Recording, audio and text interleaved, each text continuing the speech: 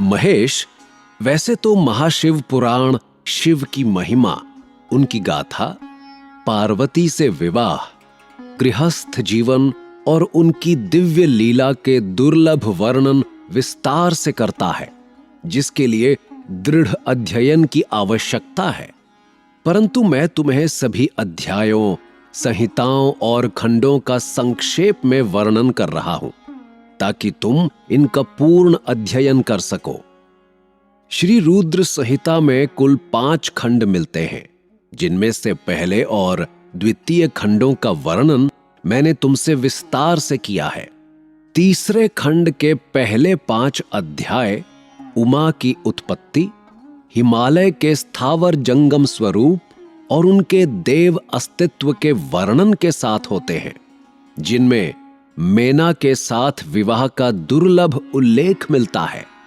इस कथा में मेना को पूर्व जन्म में ब्रह्मा के पुत्र सनकादिक से मिले श्राप और वरदान का रोचक कथन भी मिलता है। गुरुजी, क्या जगदम्बा का भी वर्णन इस खंड के पहले अध्यायों में है?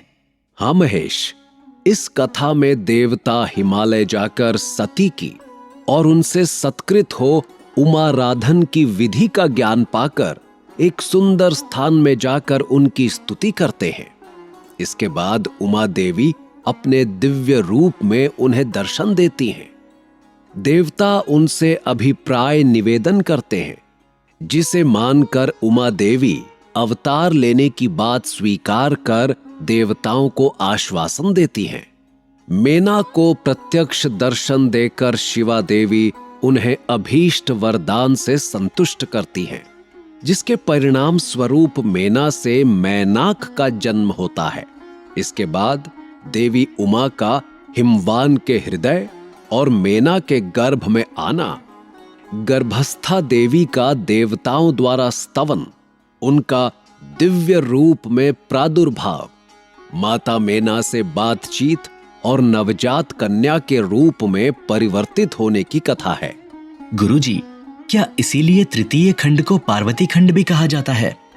तुमने ठीक कहा महेश।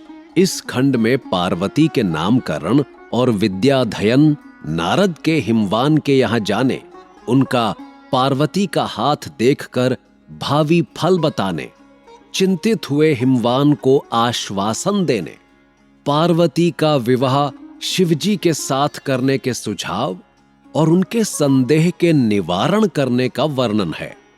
अगर सही समझा जाए तो ये खंड पार्वती की कथा विस्तार से बताता है। इस खंड में भगवान शिव गंगा पर तीर्थ में तपस्या के लिए आते हैं, जहां हिमवान उनका आदर अनुसार स्वागत, स्तवन और पूजन करते हैं और भगवान शिव की आज्ञा के अनुसार दूसरों को उस स्थान पर उपस्थित होने की व्यवस्था करते हैं। हिमवान पार्वती से उन्हें शिव की सेवा में रखने के लिए उनसे आज्ञा मांगते हैं, जिसके बाद पार्वती और शिव का एक सुंदर और दार्शनिक संवाद है। उसके बाद शिव पार्वती को अपनी सेवा के लिए आज्ञा देते हैं और पार्वती द्वारा भगवान की प्रतिदिन सेवा का उल्लेख मिलता है। इस खंड में हमें तारकासुर राक्षस की कथा भी पढ़ने और सुनने को मिलती है। तारकासुर देवताओं को सताने वाला महाबलशाली असुर था, जिससे तंग आकर चिंतित देवगण ब्रह्मा के पास आते हैं और उनसे अपने दुखों का वर्णन करते हैं। ब्रह्मा जी उन्हें पार्वती के साथ शिव के विवाह के लिए उद्योग करने का आदेश देते हैं, जिसके उपरांत वो तारकासुर को देवताओं को न सताने की चेतावनी देते हैं। परिणाम स्वरूप तारकासुर स्वर्ग को छोड़ देता है और देवताओं का वहां शांतिपूर्वक स्थापन होता है। इंद्र द्वारा काम के स्मरण, उसके साथ उनकी बातचीत और उनके कहने से काम का शिव को मोहने के लिए प्रस्थान, रुद्र की नेत्राग्नि से काम का भस्म होना, रति का विलाप, देवताओं की प्रार्थना से शिव के काम को द्वापर में प्रद्युम्न रूप से नूतन शरीर की प्राप्ति के लिए वर देने और रति के शंबर नगर में जाने की रोचक कहानियां भी इन अध्यायों में हमें मिलती हैं।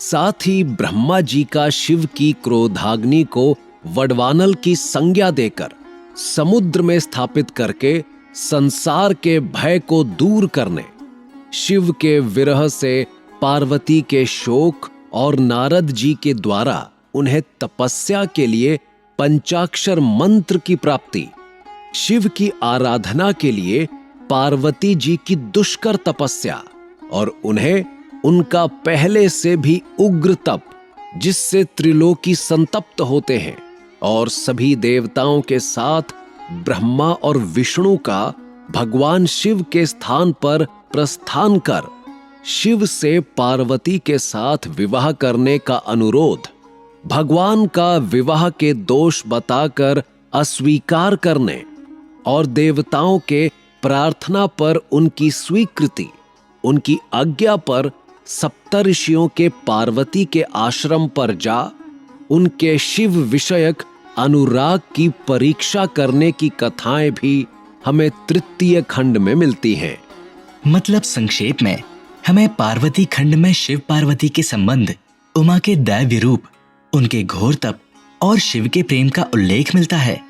हाँ महेश, और साथ ही शिव शक्ति, महिमा, स्तोत्र, लीला, माया, उत्तम रूप और उनके परूपाक, प्रकोप और दया के उदाहरण भी हमें पार्वती खंड में मिलते हैं।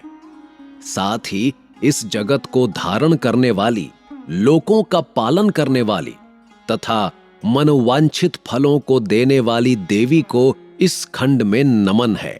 पार्वती ही इस जगत में आनंद का संचार करती हैं। वे ही माया हैं, वे ही योग निद्रा हैं। वे अपने भक्तों के शोक और दुखों को दूर करती हैं। वे ही अपने भक्तों को अज्ञानता के अंधेरों से निकालकर उन्हें ज्ञान रूपी तेज प्रदान करती हैं। इस खंड में उनकी महिमा का भी वर्णन मिलता है। वे आकार रहित और अदृश्य हैं। वे शाश्वत शक्ति और परम योगिनी हैं, जो इच्छानुसार नारी रूप में धरती पर अवतार लेती हैं। वे ही पृथ्वी लोक पर चारों ओर फैली प्रकृति हैं। ब्रह्म के स्वरूप को अपने वश में करने वाली विद्या भी वे ही हैं। जगदम्बा माता अग्नि के रूप में प्रज्वलित होती हैं। वे ही सूर्य की किरणों को प्रकाश प्रदान करने वाली शक्ति हैं। चंद्रमा की शीतलता भी वे ही हैं। ऐसी महान और मंगलकारी देवी जगदम्बा का इस खंड में पूजन और वंदना है। संपूर्ण जगत का पालन करने वाली और जगत का कल्याण करने वाली शक्ति माता जगदम्बा श्री हरि की माया है। दुर्गा मां ही इच्छानुसार रूप धारण करके इस संसार की रचना, पालन और संहार करती हैं, जिन्हें इस खंड में कोटि कोटि प्रणाम है।